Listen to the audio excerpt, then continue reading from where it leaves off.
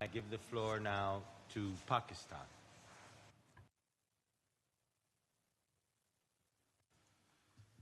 Thank you very much, distinguished chairperson. Pakistan aligns itself with the statement delivered by Italy on behalf of UFC. I would like to make supplementary remarks in my national capacity. It is evident from the statements made that there is a broad convergence among the member states about the need for an increase in the Council's membership to make it reflective of the current global realities.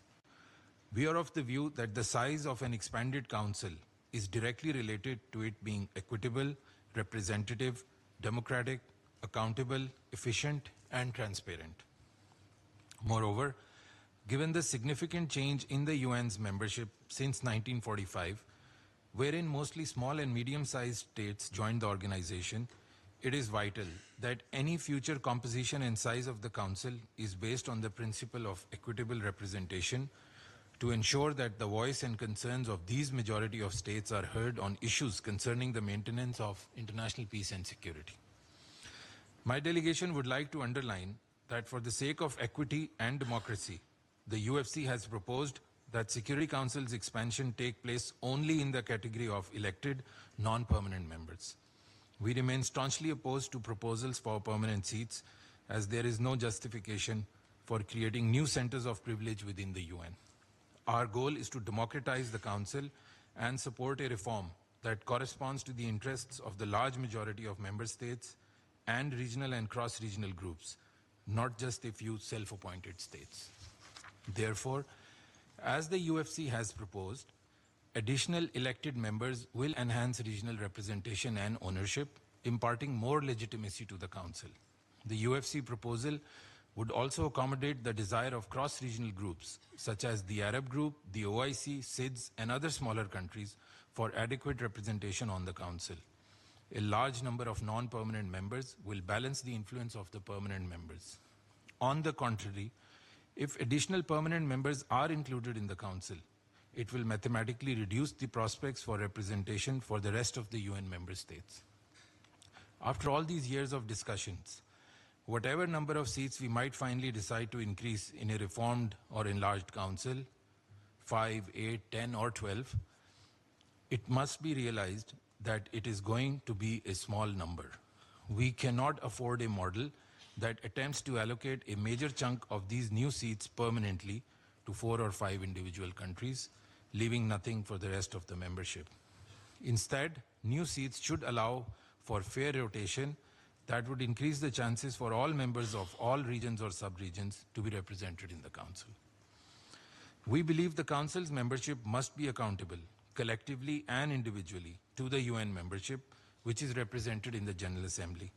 Any state present on the Security Council permanently, whether it possesses a veto or not, will not change the status quo, as they claim, but will further entrench the status quo.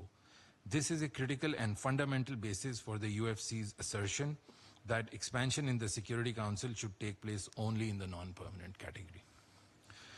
Mr. Chair, my delegation is glad that you included in the cluster debate on regional representation.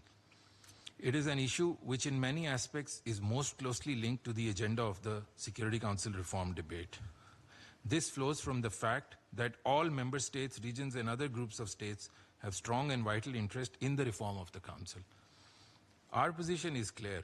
In any expansion, each seat allocated permanently to an individual country will be a permanent blow to equitable geographical distribution or regional representation in any sense of the word.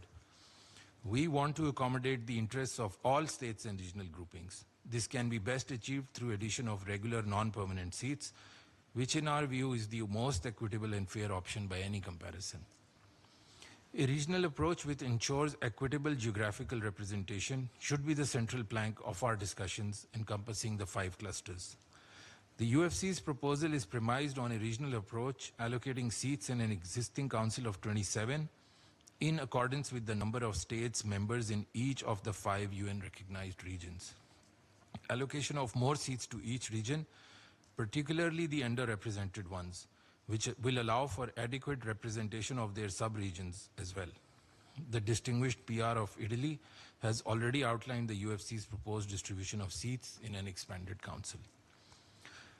We understand the African desire for adequate representation, which is a demand on behalf of the entire continent endorsed by the African Union.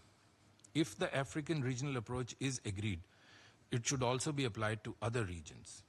However, presently, there is no such consensus in other regions, where some countries are pursuing their individual interests, which runs counter to the principles of reform. The UFC sees the African desire to have 2 permanent seats on the Council as being different from the claim of 4 member states to individual permanent seats for themselves in their national capacity without reference to an agreement of their respective regions. States tagged to individual countries and seats tagged to individual countries and occupied by them permanently go against equitable representation and other objectives of reform. Such seats neither enhance representativeness nor promote the objectives of regional representation. Pakistan believes that the proposal by UFC for creation of more non-permanent members with equitable geographical representation elected to ensure accountability is the best option, and accountability can only be established through periodic elections. Finally, let me reiterate that Security Council reform involves the fundamental national interests of all UN member states. Effective and meaningful reform can be achieved as stipulated in Decision 62/557 and Resolution 53/30 only through the widest possible agreement of member states, that is, consensus. Text-based negotiations will become possible once we have agreed on a quote-unquote model for Security Council reform, a model which encompasses full convergence on all the 5 clusters of issues. I thank you very much, Mr. Chair. I thank the distinguished representative of Pakistan.